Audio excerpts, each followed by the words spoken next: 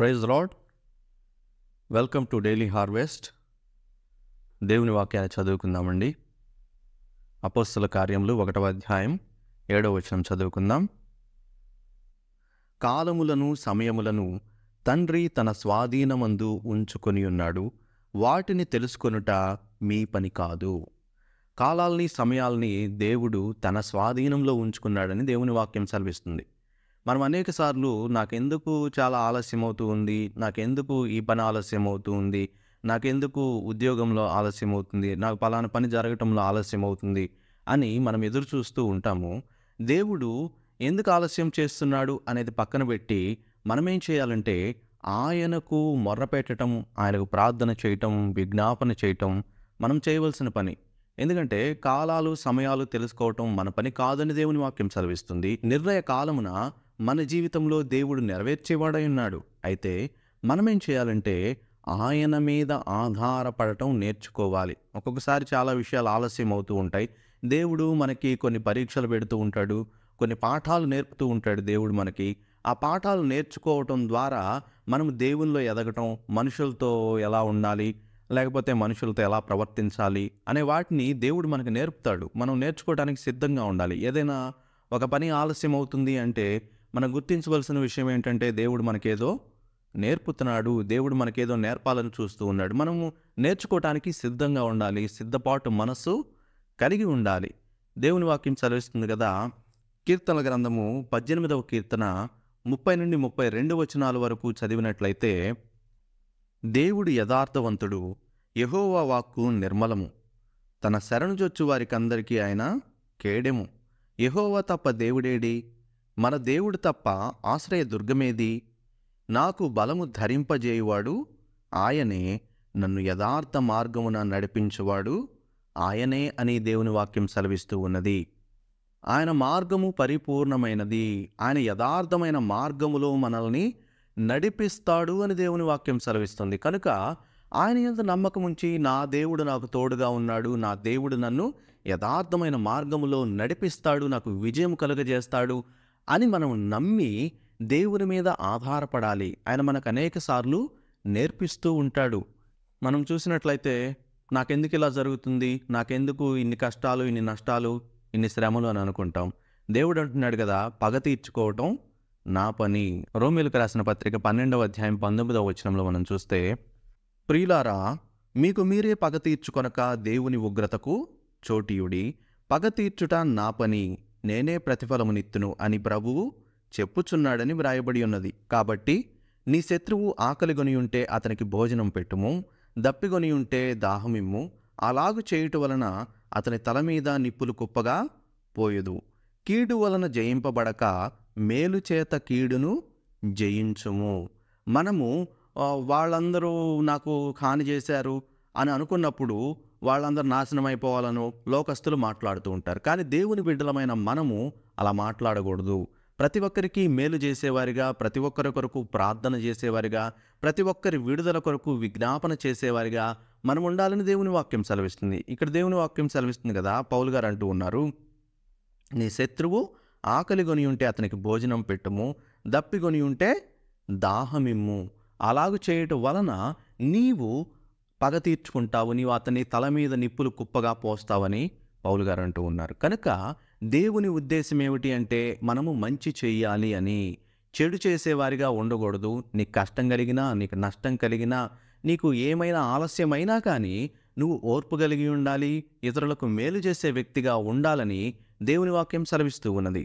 గలతీయులకు రాసిన పత్రిక 6వ అధ్యాయం 9వ వచనంలో దేవుని వాక్యం సెలవిస్తూ ఉంది కదా, మనము మేలు చేయుట యందు విసుకక యుందము, మనము అలయక మేలు చేసేతిమేని తగిన కాలమందు పంట కోతుము.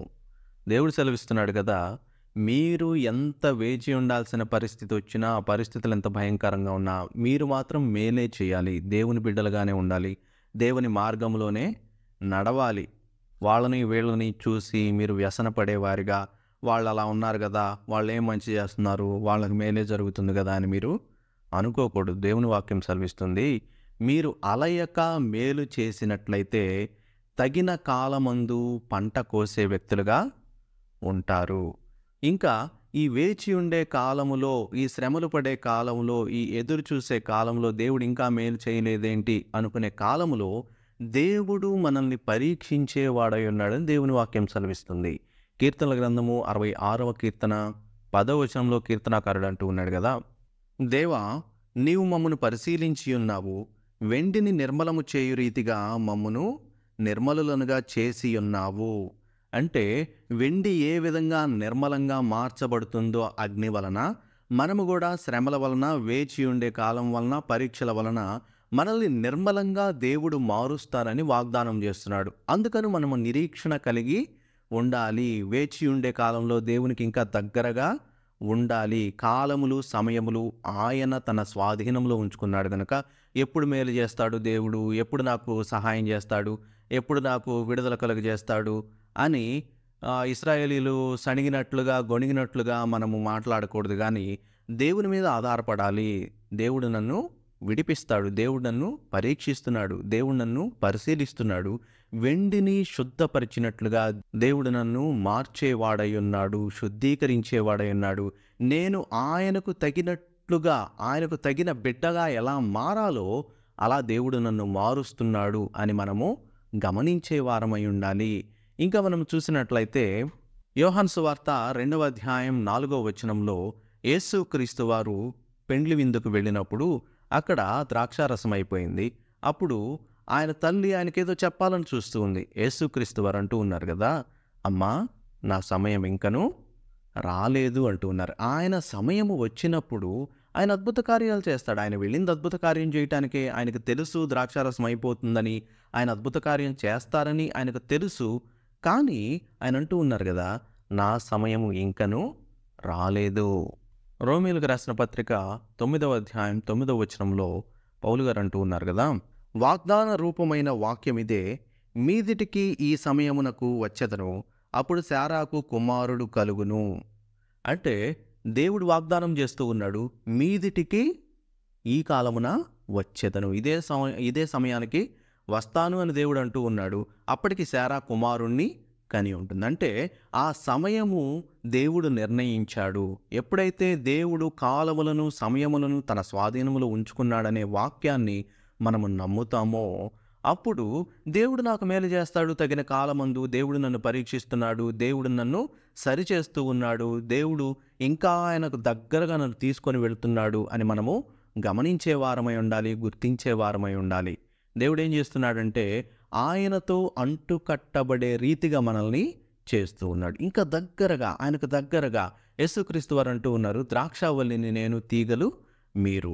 మీరు నాతో ఉంటే మీరు ఫలించేవారుగా ఉంటారు, నాకు వేరుగా ఉండి మీరు ఏమీ కూడా చేయలేరు. కనుక కొంత సమయం దేవునికి వేరుగా ఉంటాం, కొంత సమయం దేవునికి దగ్గరగా ఉంటాం.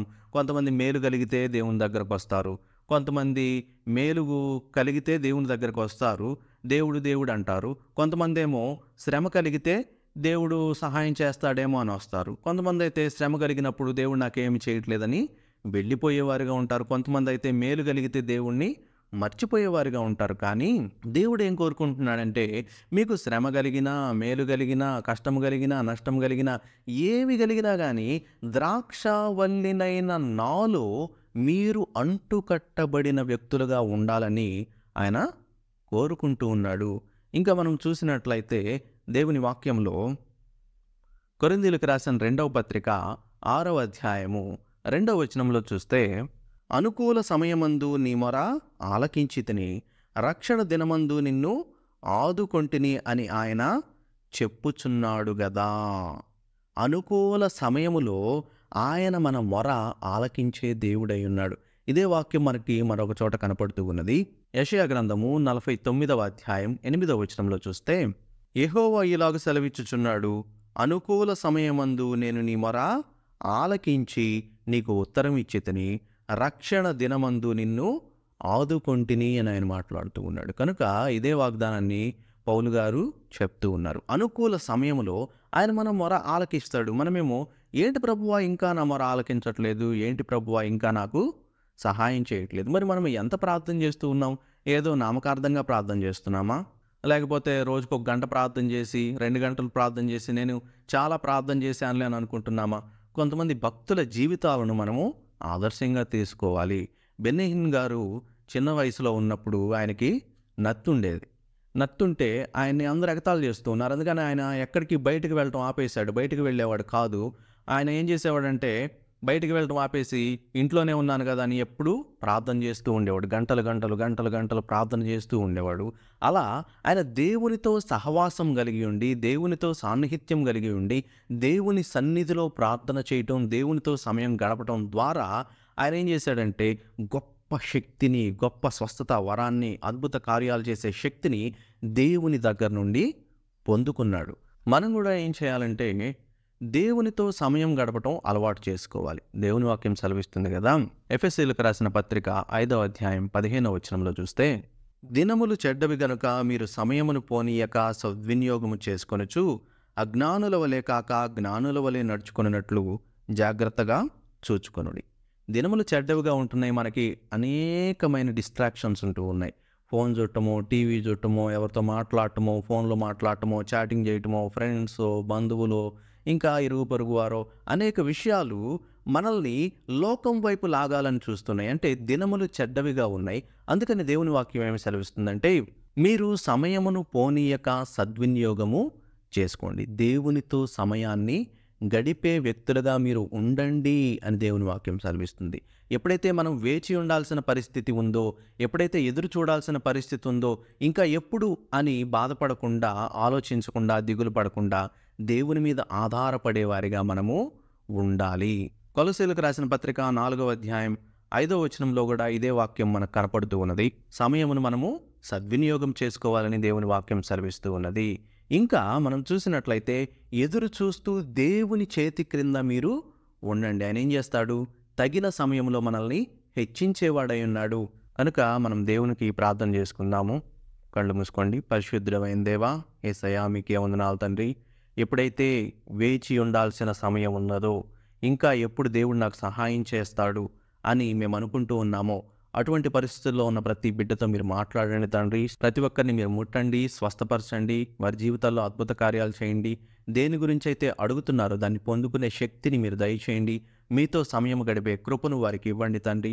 ప్రతి ఒక్కరిని ఆశీర్వదించి, ప్రతి ఒక్కరి అవసరాలు మీరే తీర్చి, సమస్తమైన ఘనత, మహిమ, ప్రభావాలు మీరే పొందమని యేసుక్రీస్తు పరిశుద్ధ నామములో ప్రార్థించి అడుగుచున్నాం తండ్రి. ఆమేన్. దేవుడి వాక్యం దీవించును గాక. ఆమేన్.